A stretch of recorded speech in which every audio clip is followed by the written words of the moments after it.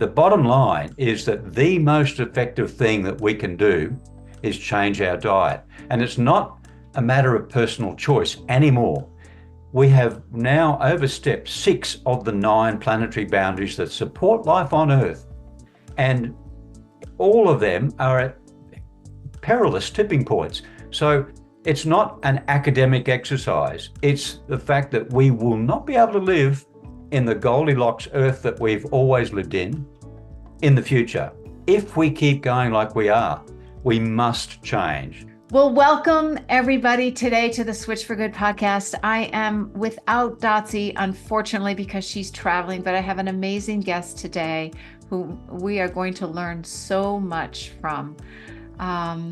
Let me just introduce him, but first let me say that we humans are the dominant species on this planet, but we've really lost sight of our connection to and our dependence on this ecosystem that we've actually pushed so dramatically out of balance and to the brink of collapse. And we're going to talk about that today because today's guest, Gerard Wedderburn-Bishop, is an Australian environmental scientist, and he is passionate about highlighting the influence of our food systems on climate change.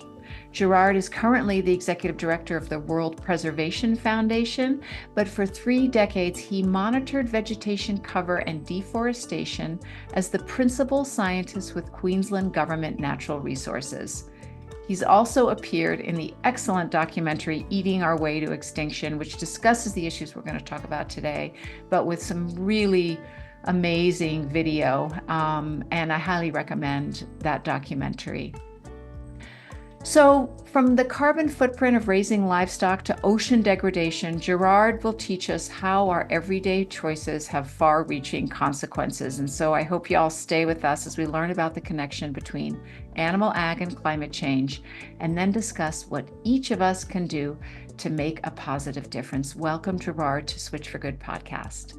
Thank you, Alexandra, and thank you so much for having me on your show. Well, I'm a passionate environmentalist myself. Ever since I was 7, I wrote to President Nixon to ask him to stop pollution. And that was my first activist act. And I look at the world through an environmental lens. So everything I do has to do with the environment and animals. Some people look at things in terms of how beautiful it is or how fast it goes. Or me, I just want to know what's the effect on the environment and animals. But let's start with discussion of climate change in general. So we've seen 4 times more weather-related disasters in the last 50 years than in the last 100 years. Is that right? Did I get that right? Yes, that's correct. In It's fact, amazing. it's accelerating. Yes, the number of climate-related disasters is going through the roof. That's why everyone's insurances are going up. Um, Actually, a little anecdote. Near where I live on the east coast of Australia, there's a little town called Lismore. And the mayor of Lismore, she's a wonderful woman. She does so much for the community. And she was interviewed recently after another big flood event that took out the whole of the town centre. And she was asked about the floods. And she said, look, if these are 1 in 100-year floods, then I must be 500 years old. So in other words, the old measures, the old metrics that we use to gauge the ferocity of nature are out the window. We're living now in a new climate, and it's going to get more fast and furious.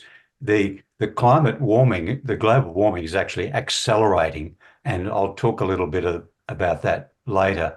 But we are in a new world. And this is, I think, what's going to help us to wake up to the new reality and realize that, gee, we've got to make some radical changes to how we live. But the good news of that is that we can make those changes. So can you give me some numbers? Because where are we in terms of how the degrees that we've warmed and how much wiggle room do we have?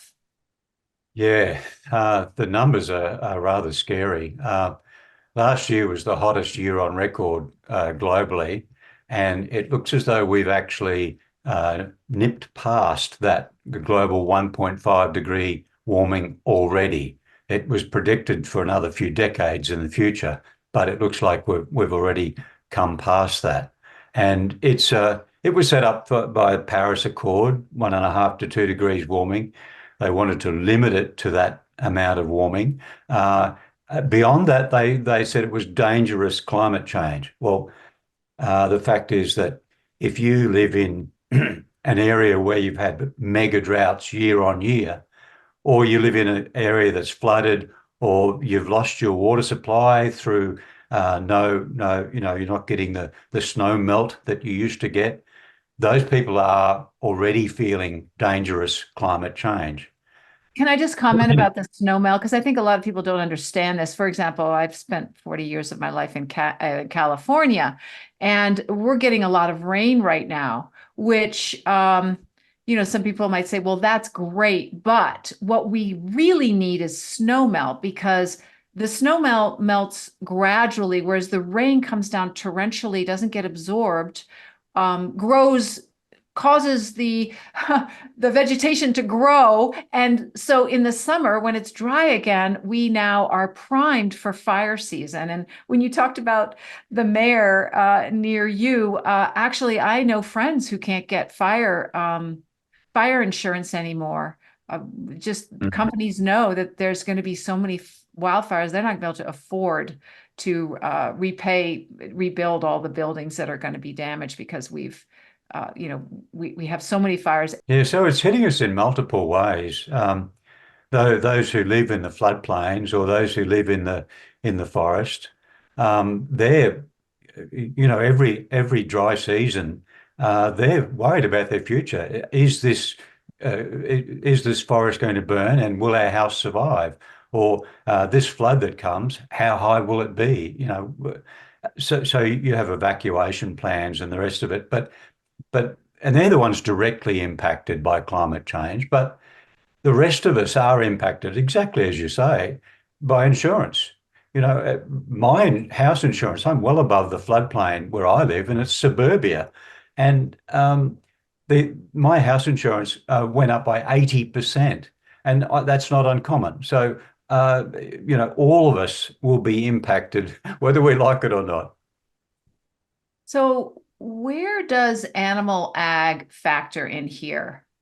There's some really good science now around how agriculture has grown across the globe, and it started in the Middle East and it spread. The north of Africa, what is now the Sahara Desert, was at one time savanna and woodland and rainforest. It had big rivers running through it, big lakes. We got in there. This is the Egyptians, this is way back. We got in there and started clearing the forest, making way for agriculture, for growing crops and grazing animals. And there was a little bit of climate change, weather patterns change in there as well. But the spread of agriculture across the globe, this is well studied now, the spread of agriculture equals the spread of desertification across the globe. So the Middle East now and the Northern Africa, what used to be, the Tigris and Euphrates rivers, the heart of civilization, used to be so incredibly productive, is now largely desert. And that's what we humans do. We go in and we do. In America, you had the Dust Bowls of the 1930s because too much clearing was done, stripping the land and changing the water patterns, this water circulation. So we humans turn forests into desert. That's what we do. So let me tell you a little bit about my experience. When I was working for government, it was my team's job. I had a science team. We worked to map all the deforestation across Queensland. Now, Queensland is one of the states of Australia. It's pretty big. It's about 3 times the size of Texas. But we used to crawl all over that each year and have huge databases with satellite imagery to map the deforestation. The area cleared in Australia is more than half of the area cleared in the Amazon. So we've got deforestation going crazy. And And the way they do it was invented in Australia. They have massive bulldozers, 50 to 100-ton bulldozers with a chain between them, and they drive forward, and with the chain just flattens. In fact, it rips the trees out of the ground. They call it tree pulling, and it was invented in Australia with great effect, and it's now used in South America. It's now used in America. I've seen some pictures of chain pulling in Florida, in fact. So some video. So this method of chaining or pulling trees is incredibly effective. But let me tell you how it works. These bulldozers, they're huge, 100-ton bulldozers, and they go flat out with this chain between them. So you've got the roar of the diesel engines, you've got the trees cracking and crashing and thudding down to the ground. You've got the all the wildlife going crazy. That the bird life in Australia is we have these birds called corellas and galahs and cockatoos, and they have a shriek that is so piercing it goes straight through you. But all of these birds in big flocks are losing their homes. So they carry on and it goes straight through you. The noise is just totally frightening. And of course, any other animals that live there, which is all the koalas, all of the ground living animals. Let me tell you why deforestation is so destructive. It comes back to food. In nature, uh, animals are territorial, and that territory is their sustenance, their food. That's what provides for them and their family, and they're, feeding the kids. So if you take away that habitat, you take away their food. And animals, birds can move somewhat, but most animals can't relocate. So those animals die. And this is the reason why um, we're in the midst of the sixth great extinction right now, because when you lose habitat, you lose animals. If you look at the number of mammals on Earth, the weight of the mammals, this is from mice up to elephants and whales. If you look, including us, and if you look at the weight of that, of all the mammals on Earth right now, just 4% is wildlife. This is all the elephants, the giraffes, the hippo, all of those wild mammals. Humans make up 30 something percent, but the biggest part of that, 60%, is the food, the animals we keep for food. So we have squeezed out nature. Nature is in this tiny little corner, 4% of the mammals left on Earth. We've squeezed out nature, and because of that, they've lost their homes. They're totally stressed. The ones that still have a home, it's been reduced, and because of that, their viral load goes through the roof, and therefore, when we contact them, we kept the diseases. So zoonotic diseases, the diseases that come from animals, 3/4 of all infectious disease is zoonotic. It comes from animals. And we've just had COVID, so we know what it's like. But it's also the swine flu, the bird flu, and we keep these factory farms, which are perfect incubators for these diseases. So this is why we've got to totally rethink how we feed ourselves on planet Earth. Okay, Because so that was my question, because we need to eat. As a lot of listeners and viewers know, I am very concerned about the number of people on the planet and believe that 8 billion where we are now, the 10 billion we're going to reach is way too much. And we need to lower our fertility rates all over the world, especially in countries like yours and mine, which are so highly consuming. But we do need to eat. And so are you talking about animal agriculture specifically, or are you talking about all kinds of agriculture? it's all kinds, but the bulk of agriculture is the wasteful part of agriculture is animal agriculture. There was a United Nations report came out over a decade ago called Livestock's Long Shadow, and in that report they found that if we did not have animals to feed, which we then eat, if we just ate plants, we would have a 50% surplus of food. So we have a population problem, yes, but it's not people, it's animals. Explain that, because people don't understand Hmm. that stat that you just said. Why would we have a surplus of food if we stopped Sure. raising livestock? Yeah, okay. Well, and this is really interesting. I mean, we take it for granted. We see the wonderful images of cows grazing in a paddock or chickens, in a field or pigs, and we think this is wonderful. This is natural. This is all good, and we've always eaten them, so this is fine. So if you sit down to eat a bowl of chicken, you are incredibly wasteful. It's as though you were sitting down to 6 bowls of pasta and you eat one bowl and you throw the rest in the rubbish. That amount of waste is the best, most efficient thing we can way of producing food from animals, and that's chicken. If you go to beef, it's through the roof. It's incredibly wasteful. Pigs more so. So not as much as beef, but um, Explain to us, though, why it's wasteful. the most efficient converter, if you like, of food is the chicken. It takes 6 kilograms of food for the chicken to eat to produce 1 kilogram of chicken meat. Okay? Mm. And in terms of protein, you're wasting 6 times more protein than you're getting. So, so uh, all of that protein comes from, where does it come from? It comes from crops grown on cropland, which maybe was forest originally, mostly was forest originally. So we have um, we have expanded our crops to the point. Okay, if you look at the crops on planet Earth, they take up 12% of the ice-free land. About a quarter, no, sorry, about 30% of those crops are food for us. Okay, they're food crops. Some of them are mixed.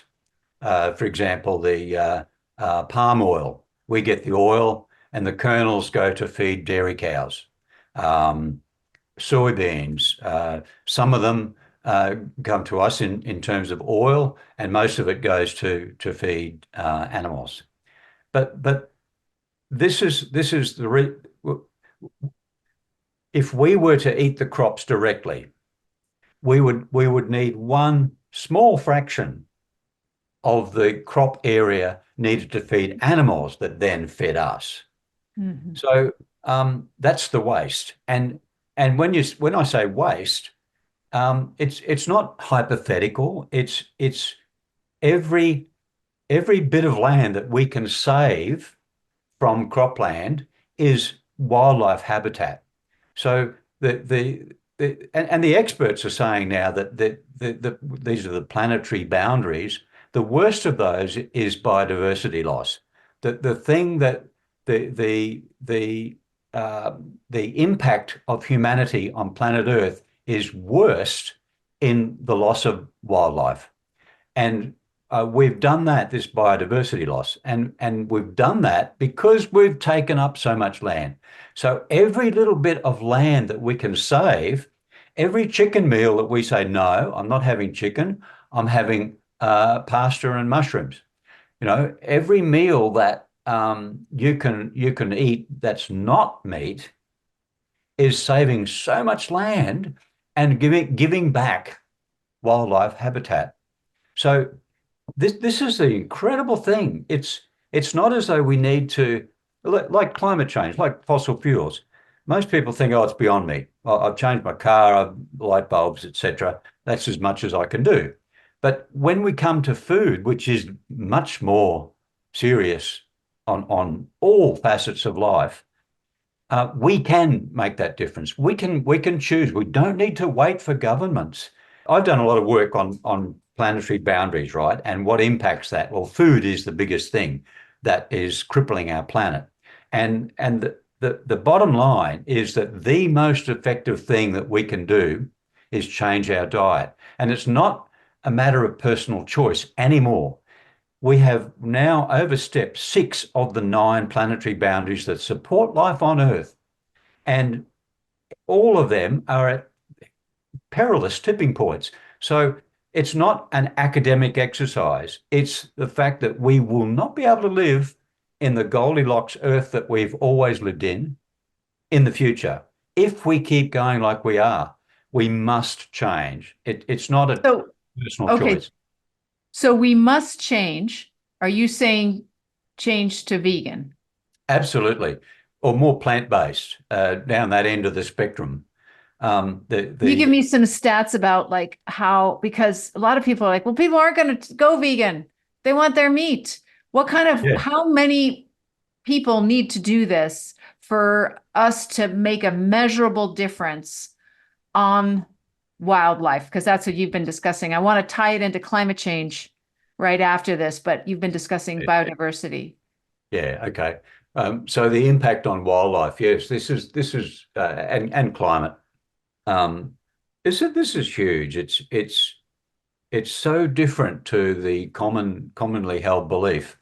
The most wasteful thing we do is what we eat, and of that, the most wasteful food is red meat. And I'll tell you why. Most people think that okay, factory farms, yeah, that's horrible. We shouldn't be doing that. But cows grazing in meadows on land that cannot be used as cropland, this is good and natural and it looks fine. Surely that's not harmful. But the fact is that is the most harmful of all the practices we do. Grazing cows and sheep is the most harmful thing that we do. And the reason for that is this. It's totally land and it's totally habitat. Um, if if all of the red meat production in North America was from grass-fed, okay, not crop-fed, not lot-fed, but grass-fed. If there was all grass-fed, we would need 4 times the area of what we have now. In other words, you'd need to take over all of North America and a big chunk of South America just to produce the so-called, good red meat. You mean, So so this is an answer to the folks who want their meat pasture raised yes, or through regenerative farming, who yes, argue for regenerative farming. You're saying that that is not the solution because cows, yes. but they're eating grass, not crops. Is it because they're taking so much land space? Is that the issue? Absolutely, yes. Grass-fed pasture range beef is the most destructive thing that we do.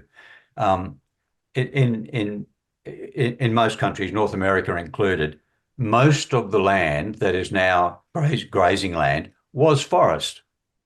Um, so taking away that forest, by the way, it contains most of the world's biodiversity. It contains 90% of the above ground carbon. They're in, Forests are incredibly valuable for our future. We just don't realize how valuable. So anything we can do to replace the forest that we've taken down in the past, to regrow that forest. Near you've probably got growing cities and you've probably got new suburbs going in that used to be forest. And you look at that and you say, wow, that's so destructive. That new suburb that's gone in. Where I was look over 30 years, we were monitoring this deforestation just in Queensland, and the average for 30 years, every day, 10 square kilometres is being taken out for pasture, pasture fed, grass fed beef and sheep. So you've got the equivalent of 2 suburbs every day being cleared and burned Mhm. just for that food. So, we don't live in the country. We live in the cities and we see the suburbs going in and we think, oh, that's awful, that sprawl, that urban sprawl. But the agricultural sprawl is the thing that's killing us. If you look at how at the area taken up of what's on our planet, the cities and the built-up areas and the roads and the transport and the air, all of those take up 1% of the land, but grazing takes up 37% of the land, and crops take up 12%. So grazing is by far the biggest land use we have. And it's like the default. If you look out the window and you're traveling on train or car or whatever, in the countryside, if you look out the window, most of that country is grazing land or it's crops for animals. So that used to be natural habitat. It used to be savannas or rangelands or forest or rainforest or wetlands or that been drained. You know, that's what it used to be, and that was habitat at one point, and that was holding carbon. But now it's all been released. The carbon in the land that we now use for grazing is released in the atmosphere, and this is where it makes a difference. If you turned 37% of the land back to nature, if you rewilded that land, number one, all that extra habitat would see the end of the sixth great extinction. We would survive. But on top of that, the amount of carbon drawn down by the trees that are growing would actually reverse climate change, particularly if you took those ruminant animals, the cattle and sheep, off the land and stopped red meat production. You'd stop the methane from that, which would slow down warming. So it's clear to me from what you're saying that from a animal wildlife habitat perspective, animal agriculture is absolutely devastating. And if we were to reverse that, we would solve one of the big issues, which is the sixth mass extinction of wildlife that is happening on the planet. Hey, friends and listeners of the Switch for Good podcast. Yep, that's you. I have some really exciting news. Dotsie and I have started a Switch for Good podcast Facebook group. We created it so we can build a community of fans that will help us improve the show and deliver on the topics that you want to learn more about. So we want to hear what your favorite content is, what you want more of, and what you want less of. And if you like the length of the show, Dotsie and I are always talking about the length of the show, right, Dotsie? Yes. We want to tailor our show around the needs and desires of our incredible listeners, almost 500,000 of you. And it's really simple to join. Just go to our Switch for Good Facebook page. That's Switch, the number 4, and then Good. And then click on groups. And there we are, the Switch for Good podcast chat. You can post directly in the group, share ideas, talk to other listeners, and connect with like-minded folks. So go, run, join our Facebook group and tell us what you want.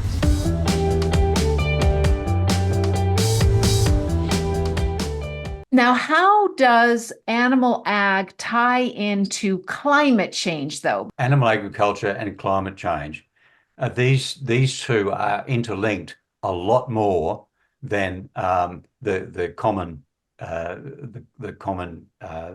story goes. Animal agriculture has a profound impact on climate change. The work I'm doing now, in fact, it's in peer review in a science peer journal at the moment. But the work I'm doing now shows that all the deforestation that we've done on planet Earth has released more carbon dioxide than fossil fuels. And it's the way we've been accounting for deforestation emissions in the past that's hidden that. But if you look at it consistently, if you do the greenhouse accounting consistently, you'll see that most of the carbon dioxide that we've released has come from deforestation and not from fossil fuels. So that's the big one. Okay, there's three things here. The next one is methane, or methane, I think it's called in North America. Methane is an incredible gas. Now, for years now, we've been arguing about, in the science community, there's a lot of argument about how do we compare methane with carbon dioxide. You ask most people, what causes global warming? And they'll say, carbon dioxide and fossil fuels. But the funny thing is that when we burn fossil fuels, we release carbon dioxide, yes, but we also release sulfur dioxide and nitrous oxide, nitrogen oxides, and those actually form aerosols that cool the planet. This is called global dimming that you may have heard of, and it's been ongoing. So in big industrial areas, you have this white smog in the atmosphere, and that's actually been cooling the planet. And it's from the coal-fired power stations and the dirty diesel, basically. So this cooling has actually balanced out all of the warming from the carbon dioxide from fossil fuels. So, so this is the really interesting thing. And there's been some science that came out a couple of years ago looking at these radiative forcing. I'm sorry to use these terms, but they're new and they're more accurate than what's been used in the past. But up to now, fossil fuels have caused less than 20% of global warming. Isn't that amazing? Is that because of that global cooling that is mitigating it?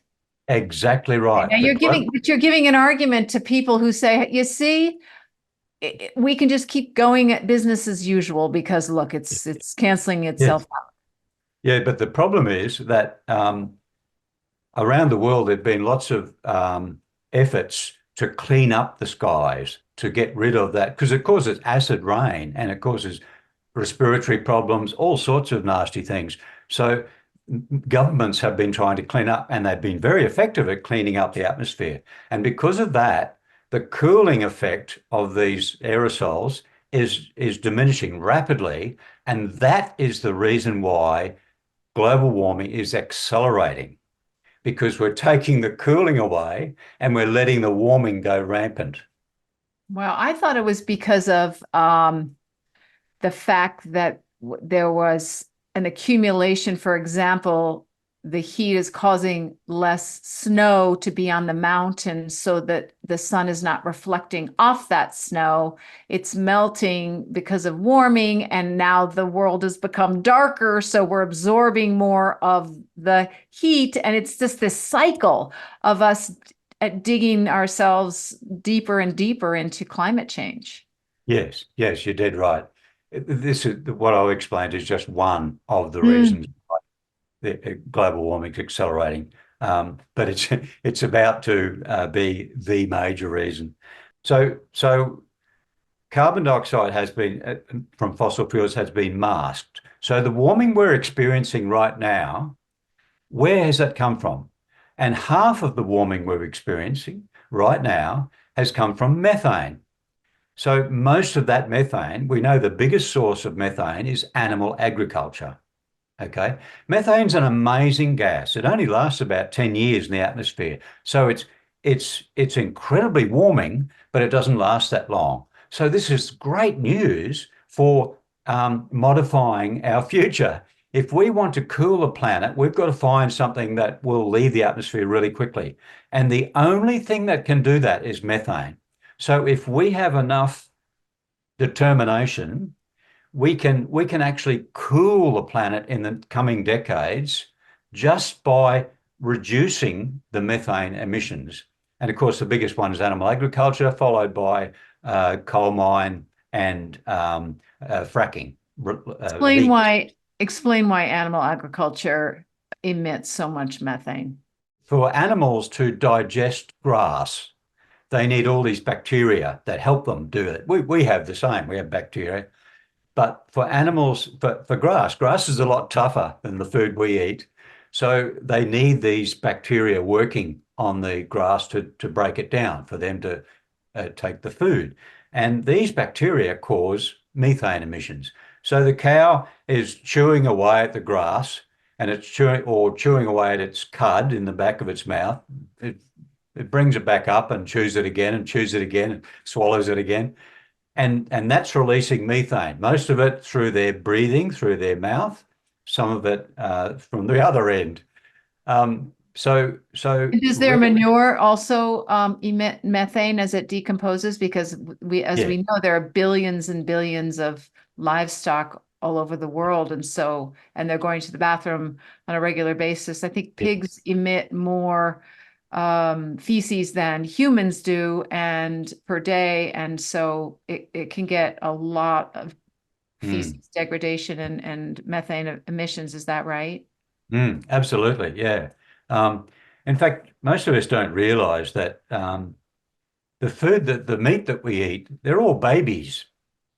They're bred to breed quickly, grow quickly, and to be eaten quickly. So they don't take as much food just to grow.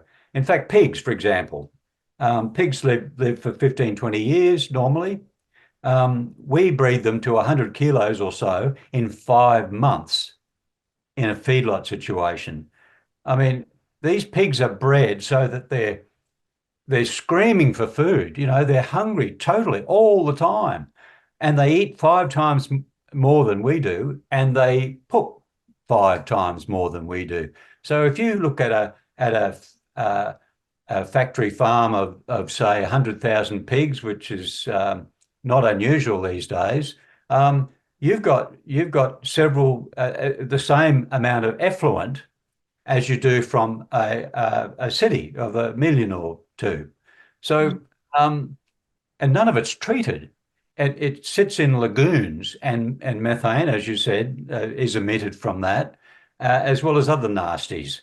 But there'd be a public uproar if you had a city of 1 million people and no sewage treatment.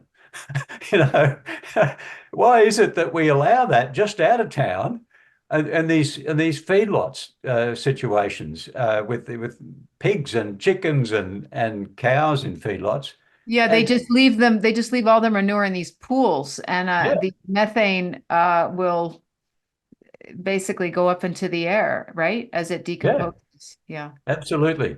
So many aspects of animal agriculture produce methane. It's not only the ruminant breath; it's also the manure. And, So, and that's so the critical thing for our future, methane.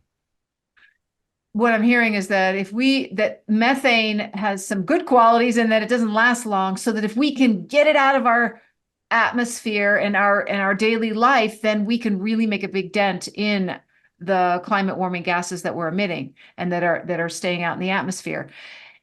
So you mentioned about animal ag and cattle grazing. That's bad for wildlife because it takes up so much land. You mentioned that feed crops. I've been on a lot of farms, and there's nothing that it's so odd because there's no place that has more like what you think is nature, but there's no nature. There's no animal. There's nothing. It's like the most sterile place, these farms that are feeding us, and they might be growing broccoli and stuff too, I have to say, but we have to remember that's not nature, that's not wildlife. You said that we should give up red meat. Well, what's the argument for giving up then chickens, for example, or lamb? I don't know. Is lamb red? I don't even know. What's red meat? Is it just cows? Yeah, cows and sheep. Yeah, Sheep. Okay. So and tell us goat. about chickens and turkeys and other animals that are bred by animal ag, and then I'd like to go into fish. Yeah, yeah. No, the most wasteful is red meat. Is cattle, sheep, goats, because they take up so much land, and they crowd out wildlife. But but the other animals that we eat, mostly chickens and pigs, um, they are incredibly wasteful. They take up so much cropland to feed them. The cropland does the same as grazing land. It forces out the wildlife. It takes up that land that is probably what is the most precious thing that we have on this planet?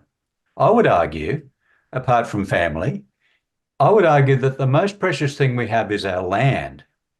And if you look at where people live, most people live in the cities, and the cities take up just 1% of the land.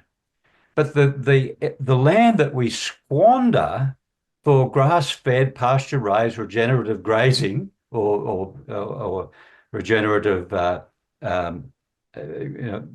pasture grass-fed beef takes up 37% of the land, and much of that was forest. So we've trashed our planet for red meat. How about that?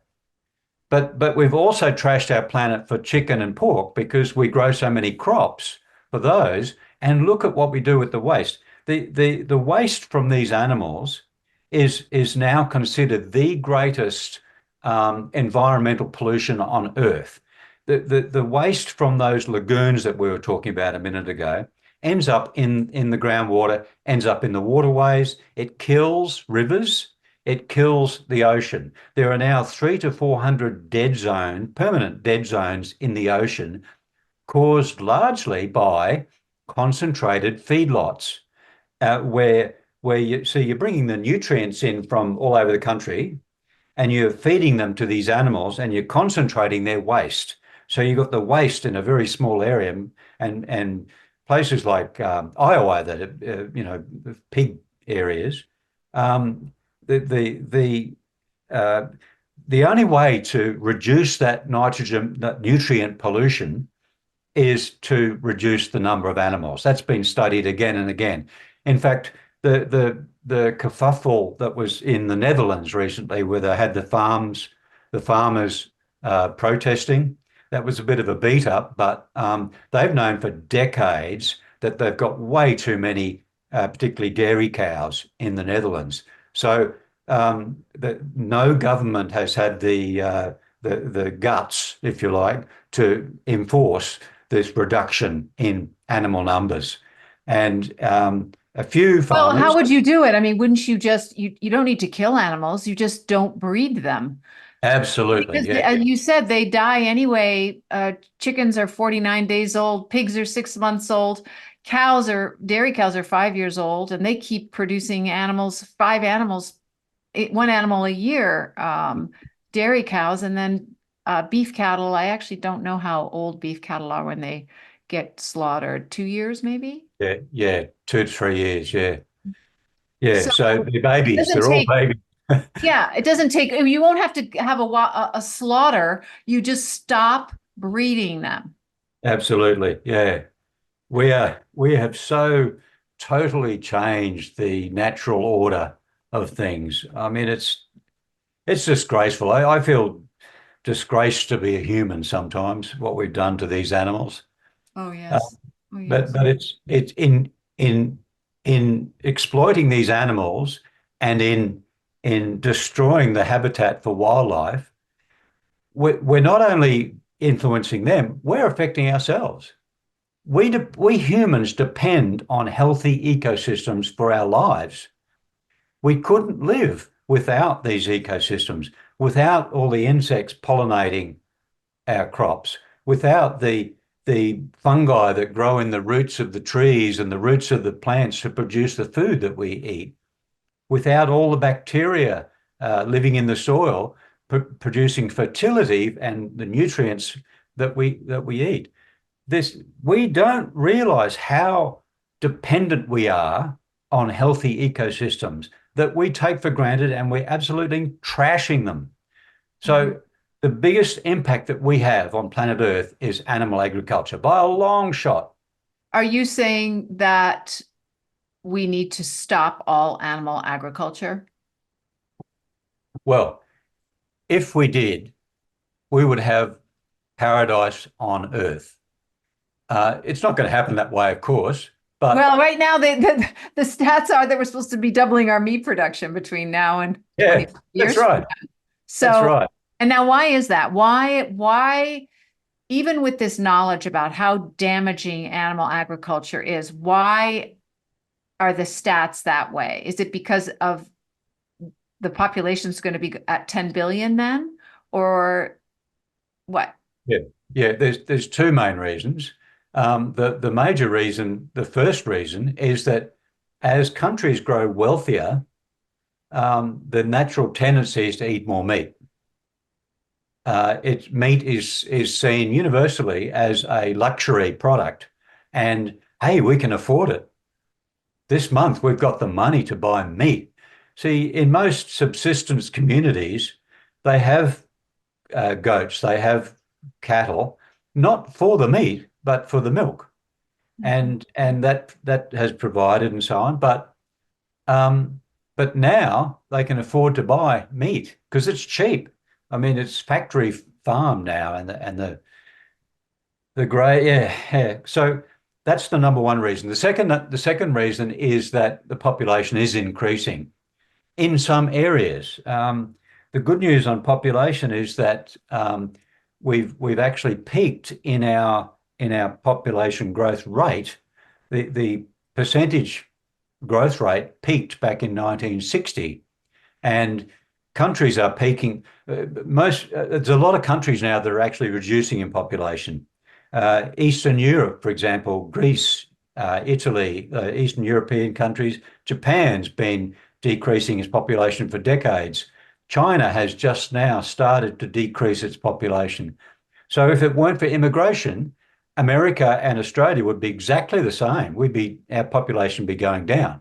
And the Which I'm countries so glad you're saying that it's good news, because most people think that's bad news. And I want to just point out that the fertility rates peaked in the 60s at 5 kids per couple. It's now at 2.3 kids per couple, but our population is still growing around the world, because when you have 2.3 kids per couple, but the population is more than twice as big as it was in the 60s. I was born in 1963, and the world population's grown 2.5 times in my lifetime. So the fertility rate has been halved, but population is so much bigger that population's still growing, because the base of people having kids is so much larger. The base of people having kids now in their fertility years is probably larger than everybody on the planet in 1963 when I was born. There were 3 billion people. So yeah, okay. anyway, Okay. so I got my little population rant in. I'm so happy. Dotsie always she's gonna laugh.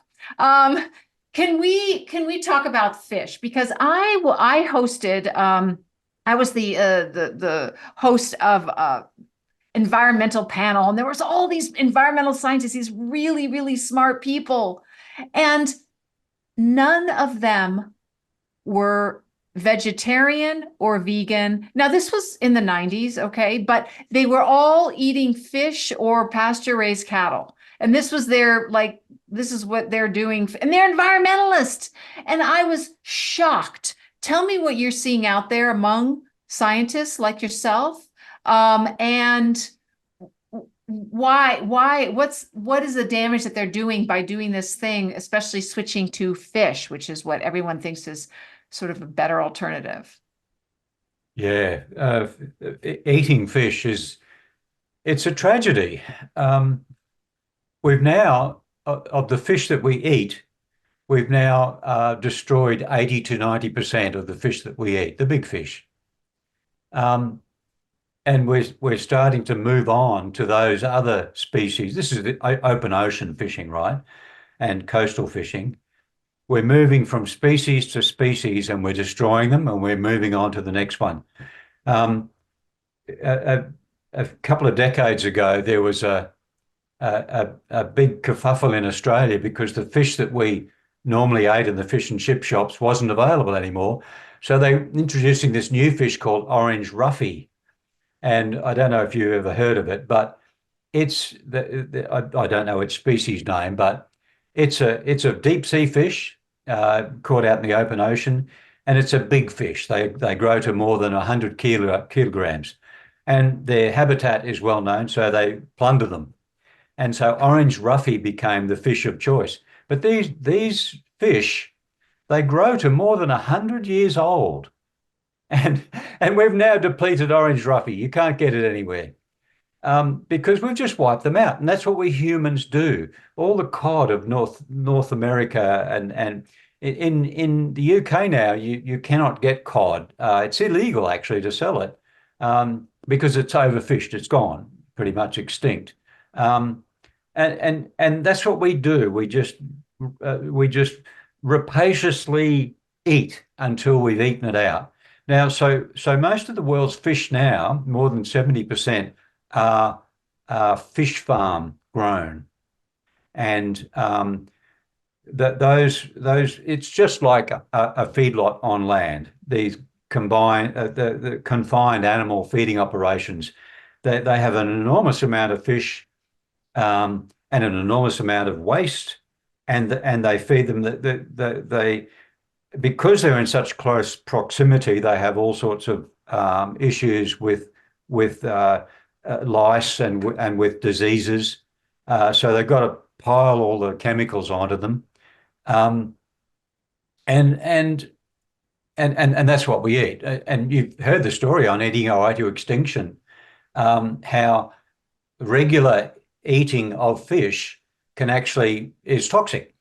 Um, every ocean in the world now is toxic for subsistence fish eaters. So if you ate fish every day, you'd be mostly it's mercury poisoning, but there's a lot of other chemicals and substances in there as well. So fish is toxic in a daily if you ate it daily. Once a week's probably your body can cope with that, but having them in confined feeding operations, what we feed to them is these toxic fish. so we're having the toxins come through in the feedlot fish now as well. So if you have shallow water that you're breeding these fish in, all the waste goes down to the bottom. And now the methane from that waste is actually producing just as much, if not more, methane as beef cattle. So there's nitrous oxide. There's horrible consequences of us farming fishes. We've treated the oceans as a waste disposal forever, and now we're getting to the point where it's full of toxins. It's full of plastics. We've bottom trawled. We've destroyed all the coastal, the continental shelf ecosystems. We've just trashed that, and now we're looking at the deeper oceans and the pelagic fish. There was a report came out last week that looked at the species of animals and birds that are migratory, that transit, across countries and across oceans, and we've destroyed now. We've effectively almost made extinct 98% of the migratory species, including fish. So if you can get a bluefin tuna these days, you're extremely lucky. Actually, apparently one thing they do is they lie about the name of the actual fish you're getting. Yeah. That fish is no longer around or too hard to fish. I learned from you that a plant-based diet would reduce the amount of land that we would need to produce our food by 5 million square miles, or 1.3 billion hectares, which is like the size of the continent of Africa. Yes. What do rich countries need to do in terms of their animal ag to make this difference that we need? Yes, and you're right to look at rich countries because they are the problem. The subsistence communities have a very, very, very light footprint. The footprint of you and I in developed countries is by far the greatest. In North America, if everyone on Earth consumed like North America does, we'd need 5 planet Earths. The average is 1.7. So on average, we've way overstepped what our planet can reliably produce. But yes, it's the wealthy people who need to think about, and it's not flying less miles. It's what you eat and the meal on that plane when you fly those miles. That's more important. It's way more important. But the good news is that we still have the capacity to soak up all the carbon dioxide and to give all that land back to nature to stop the mass extinctions and to stop that nutrient pollution and to stop that deforestation and to stop the ocean dead zones and to kickstart the water cycle so that we don't have dumps of rain and horrible drought. The water cycles are controlled by the plants, by the forests in particular. The Amazon is incredible right now. It's at the tipping point. We've cleared 20% of the Amazon. And they've been saying for years that if we do that, see, the Amazon creates its own rain. And they've been saying that if we stop that, if we kill the Amazon, that'll stop the rain. And it's already happening. They had their first ever droughts in the last 10 years. And now they've got El Nino on top, and rivers are just drying up. The Amazon is a tragedy. It's a train wreck happening in front of our eyes. It's been predicted, and the major impact on deforestation in the Amazon is what? Red meat. So JBS have a very murky supply chain, so that even if you have agreements that have sustainably produced, never trust them. Well, it's you can't sustainably produce a cow that doesn't emit methane. Yeah. They're going to try, though. They're actually trying to breed cows that have less methane or put muzzles on them so that they can't emit the methane from their chewing. It's awful. It's so cruel. Okay, so let me ask you one more question. You've been really clear that we need to give up meat and fish and animal and not support animal agriculture. And I also learned from you that rich countries need to reduce their meat as a whole, not just the people listening to this podcast, as a whole by 80%. What the problem is, the US government subsidizes meat and dairy so much more than they do vegetable and fruit farming. And so there's still this ethos in certainly the wealthy countries, and we're the most guilty, of meat is necessary for protein and business, etc. Can you talk to that? Because a lot of people believe that the individual can't make a difference. It has to come from government policy changing.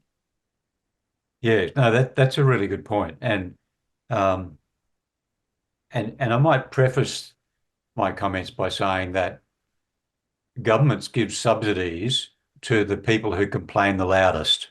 And meat industries and fossil fuel industries have by far, they're the dirtiest industries, so they need a big voice in government. So they are the industries that have the best paid lobbyists. They are the ones that are exerting the most influence because they know they're the dirtiest industries. And if it were left to normal, sensible scientists, those industries wouldn't be there. But yes, there's been two major reports on subsidies in the last couple of years, one by the United Nations and one by the World Bank, and they've described the agricultural subsidies as being toxic and overwhelmingly harmful. And the reason for that is that the bulk of the subsidies go to animal agriculture, which is the most harmful. So you've got these toxic subsidies propping up an industry that wouldn't occur unless you had that incredibly strong lobbying. And then you've got this other report that came out last month that says, what is the cost on the environment? What is the cost of food production?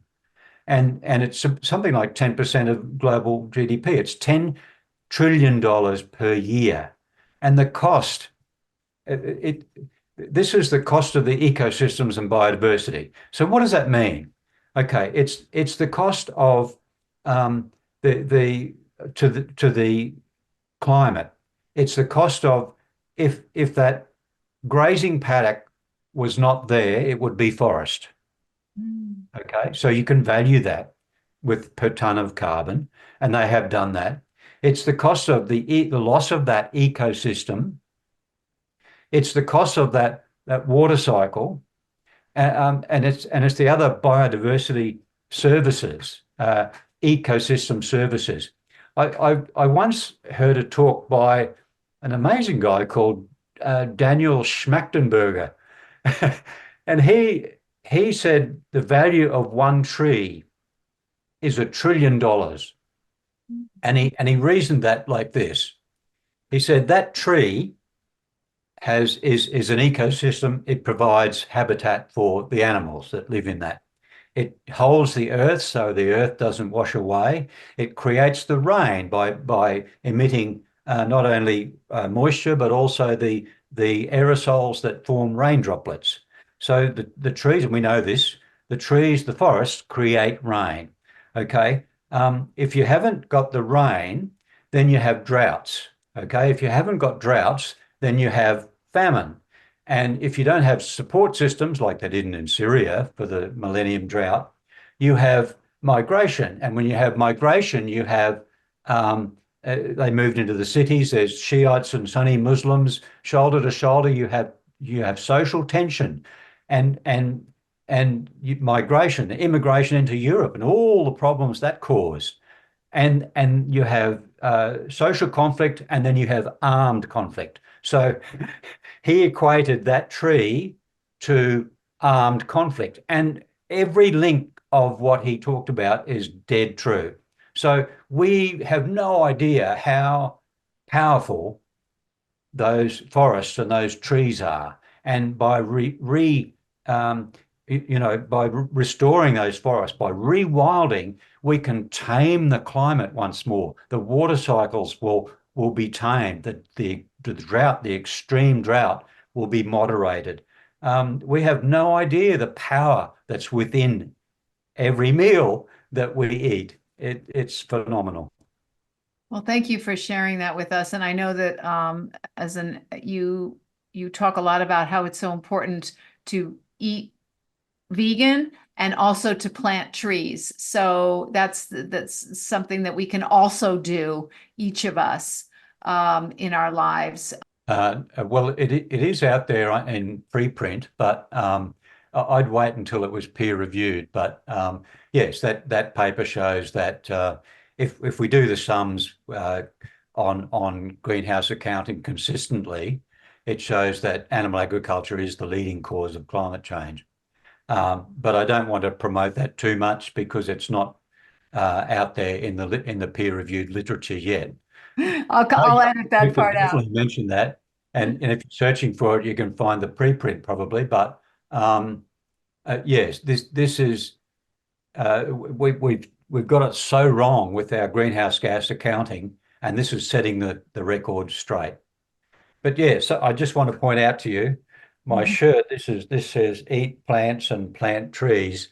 My daughter-in-law had this made for me recently, and it's my signature shirt that I wear on podcasts and talks these days. Great. Well, thank you so much, Gerard, for being on the show and teaching us so much.